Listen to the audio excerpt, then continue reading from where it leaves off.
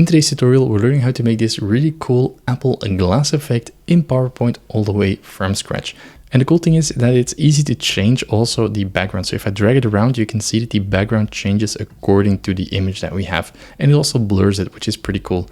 It works with icons, but also with text. So it's all customizable and it's very easy to work with. It's a nice touch to your presentation. Now, for those of you who want to have the quick fix, here is the settings that I've created. So you can pause the video and add them to your style as well. But I'll show you how to do it all the way from scratch.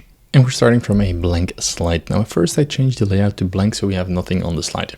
Then I'm going to add my image to the slide and make sure that it scales until it fits the entire screen. Now I want to duplicate the page, so right click, duplicate, just so we have a backup of the clean image. On the first slide, we're going to right click format picture, and then I go to the last tab here. So the image, picture corrections, and then I drag the sharpness all the way to the left. So it's blurry image now.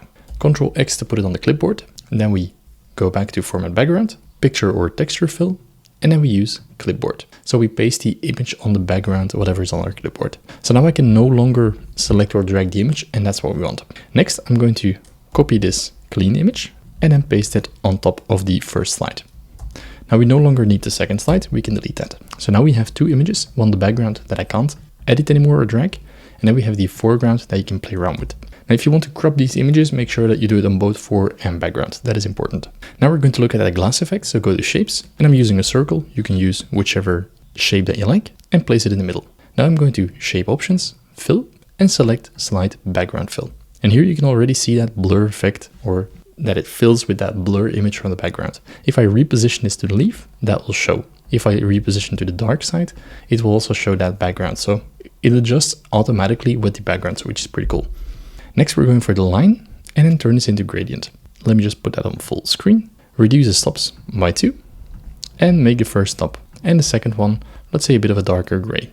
I'm going to put this all the way to transparent so you can see that nice border effect, which is what we want. You can always turn it if you want to have it come from one side. That is also possible. Now we're going to fine tune that glass effect. And for that, we're keeping the shape selected.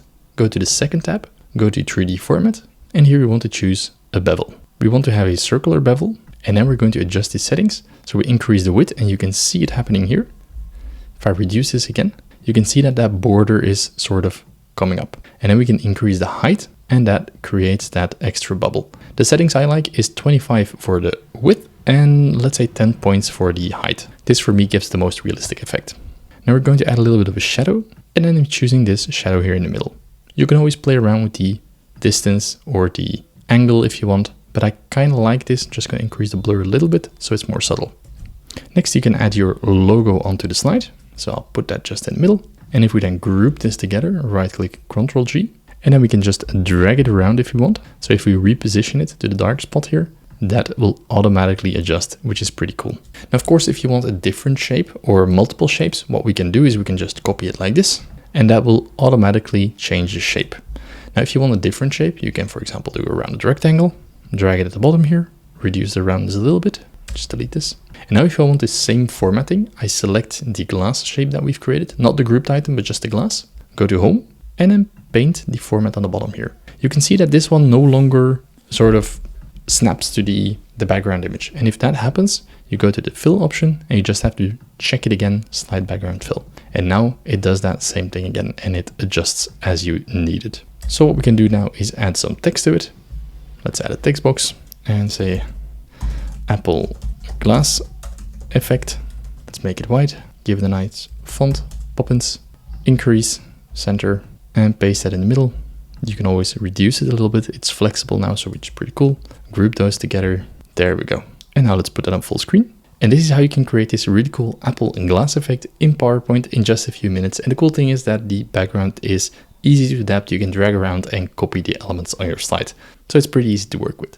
So thanks a lot for watching. And if you want to master slide design, I have a program available of which you can find the information in the link in the description below. Thanks a lot for watching and see you in the next video.